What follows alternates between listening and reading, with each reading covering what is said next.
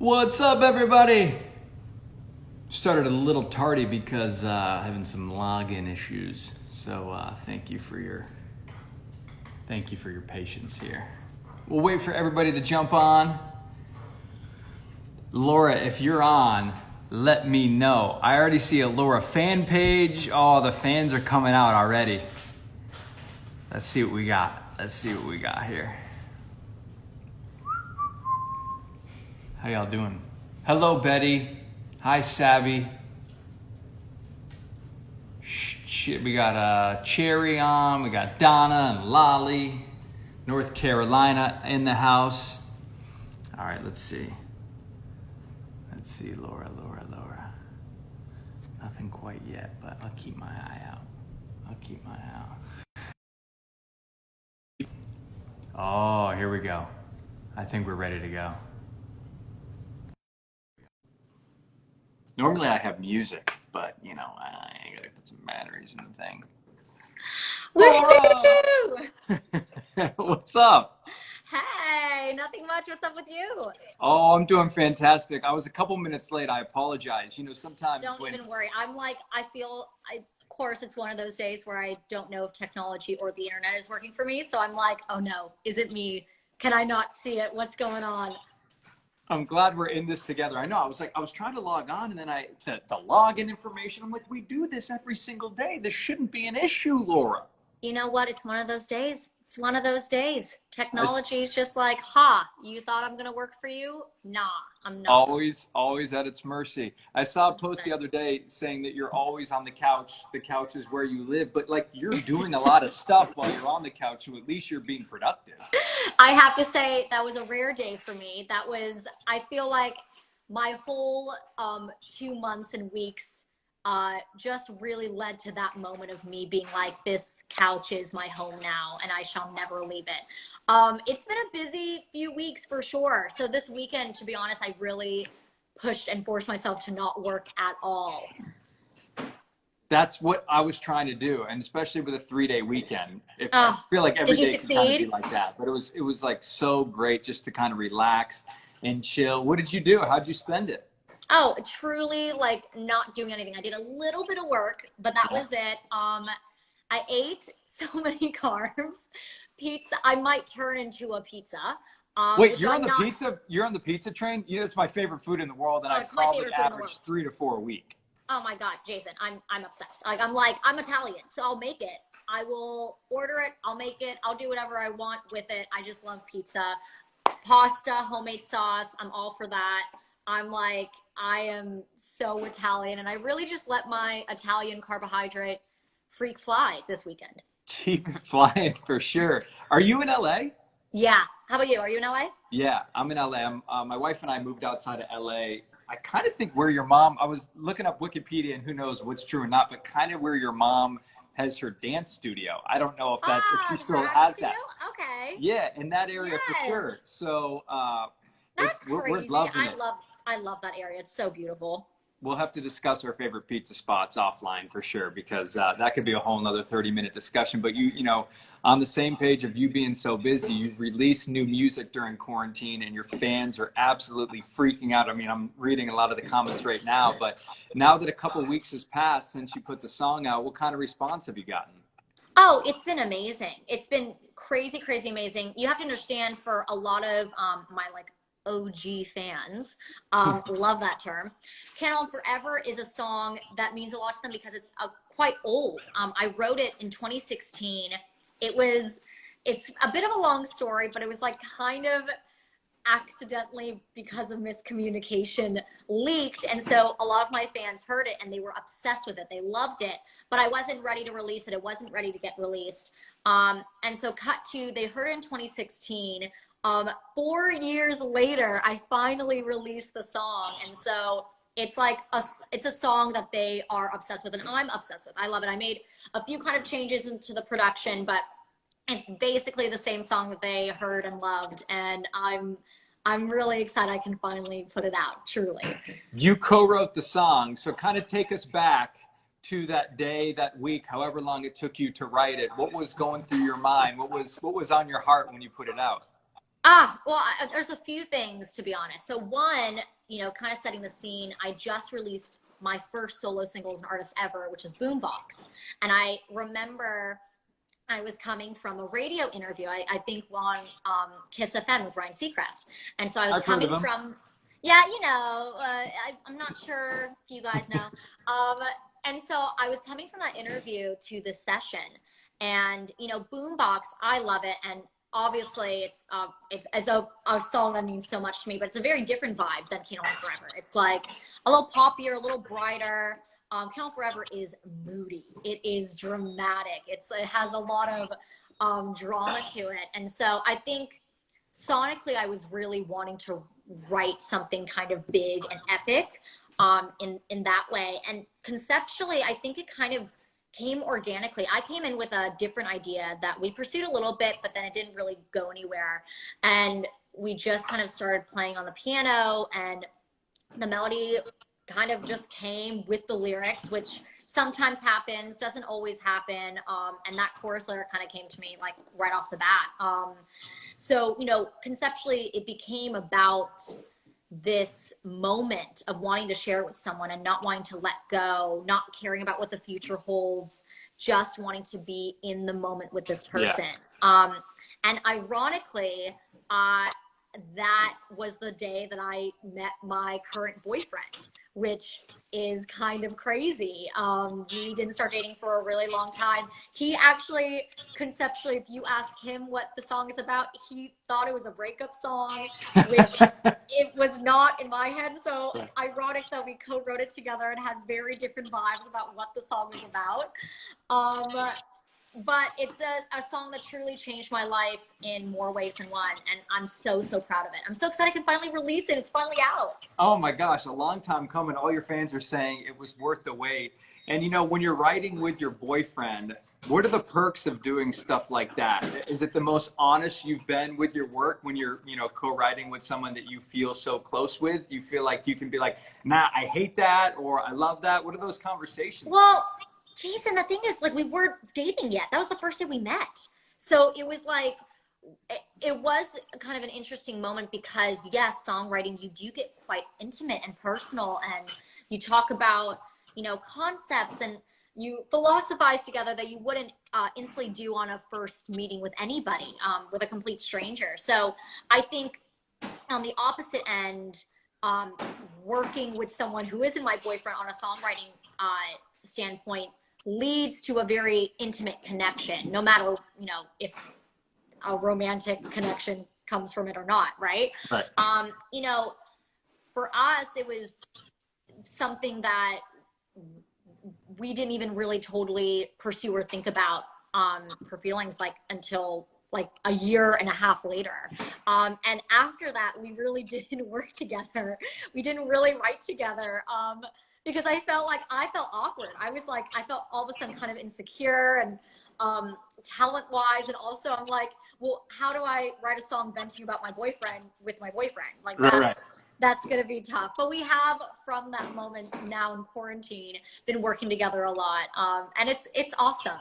It's actually really, really special.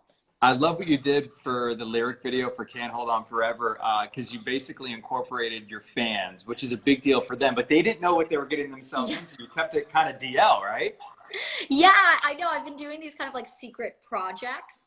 That the first time I did it with When You Wake Up for the single artwork, they really truly didn't know what it was. They were like, is it music? Is it not music? I have no idea. Can't Hold On Forever is the Forever project. One, I think they knew it had to do with music, and two, the OG fans were like, forever, this is for Can't Hold On Forever, you know what I mean? So I think there was a little bit of, they knew a little bit, but they had no idea what it was for. I think a lot of fans assumed it was for the single artwork, which it wasn't. I really wanted to incorporate more fans and incorporate them in a different visual way than just the artwork. So that was kind of how the lyric video was born. And it was really cool having them be a part of the creative process and not know that they're a part of it.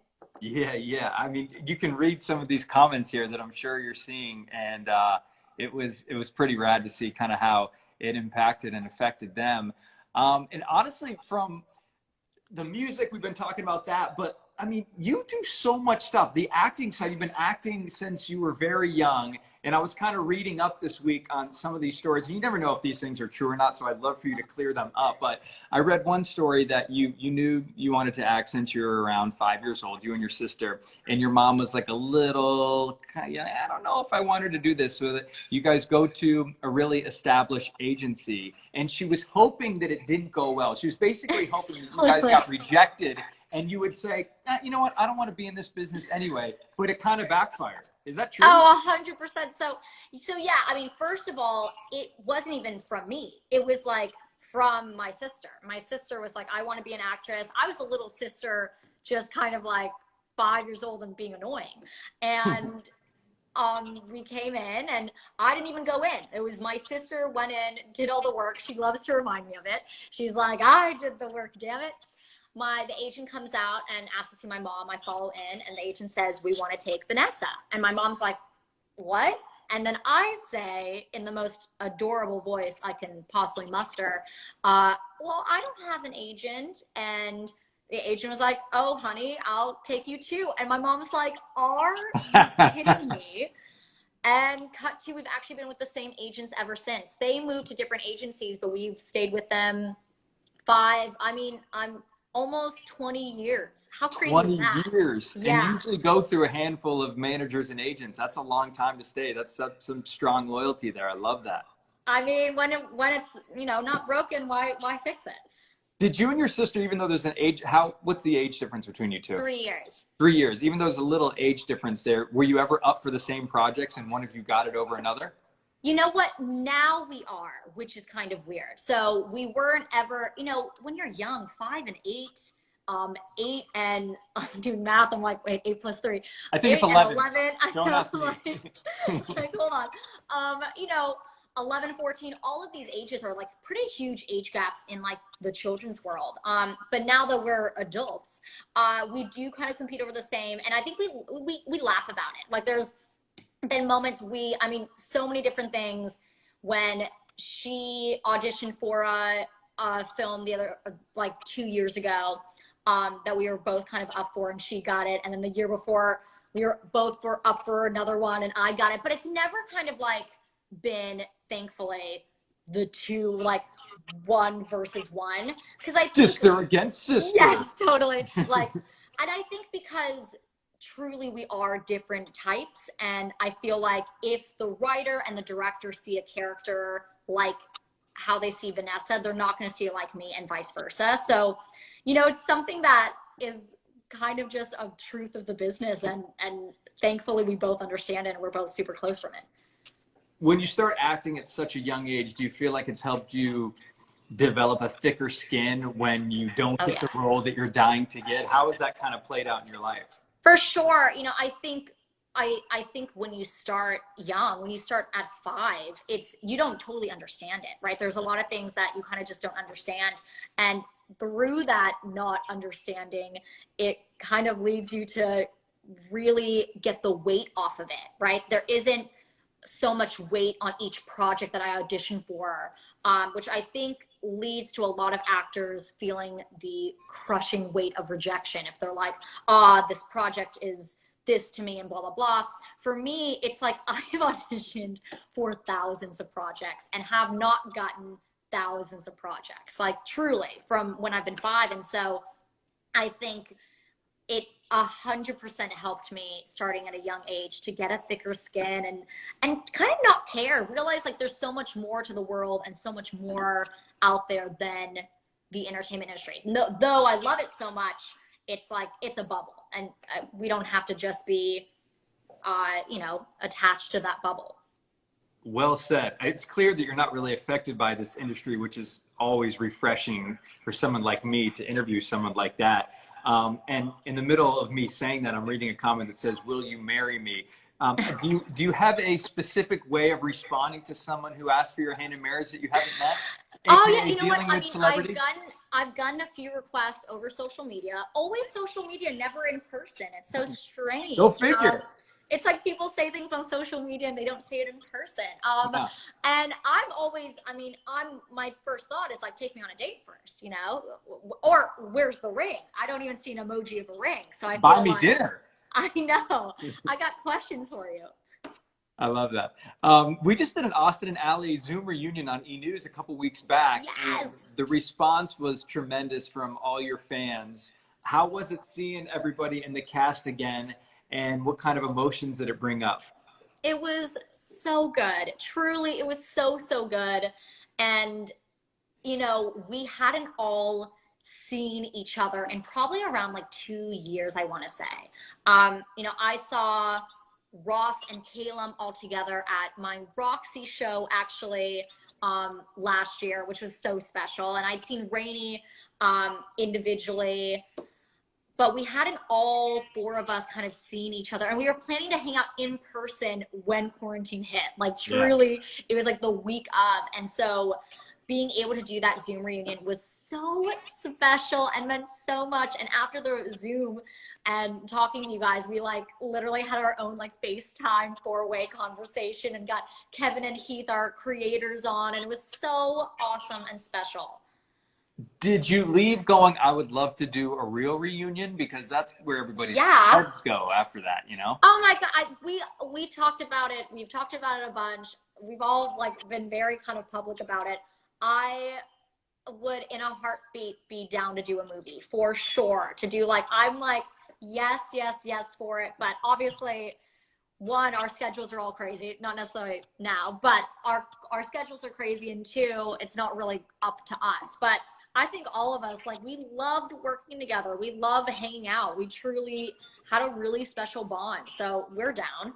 I think we're down too. It bring back that nostalgic feeling that everybody's loving and craving for right now. Totally. So, I'm glad that you guys are there.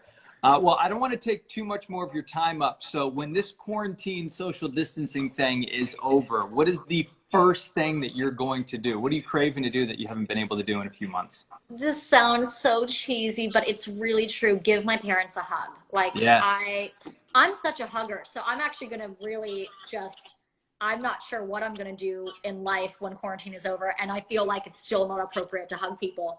But I will be hugging my parents and I will be excited to do that.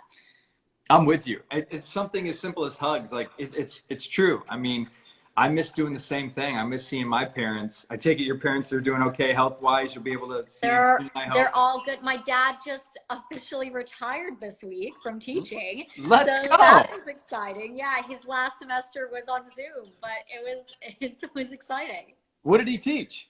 Italian. Wow. Okay. Yes. Right. Congrats to Pops on retirement. That's a big deal, man. That's awesome.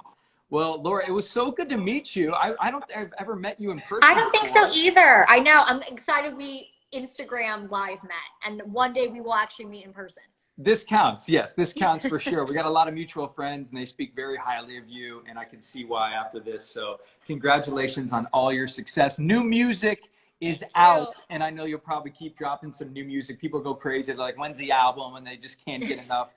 So how do you respond to that album question? Do we have a time yet? We definitely have a collection of music coming. I wouldn't say album. I'm kind of focusing on just releasing EPs right now. But yeah, it's definitely coming.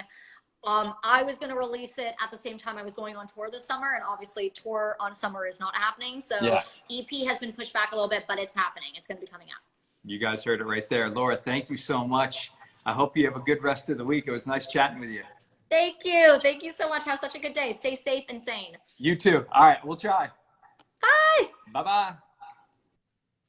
That was awesome. Thank you guys for watching. If you are joining E! in the Room for the first time from Laura's page, give us a follow.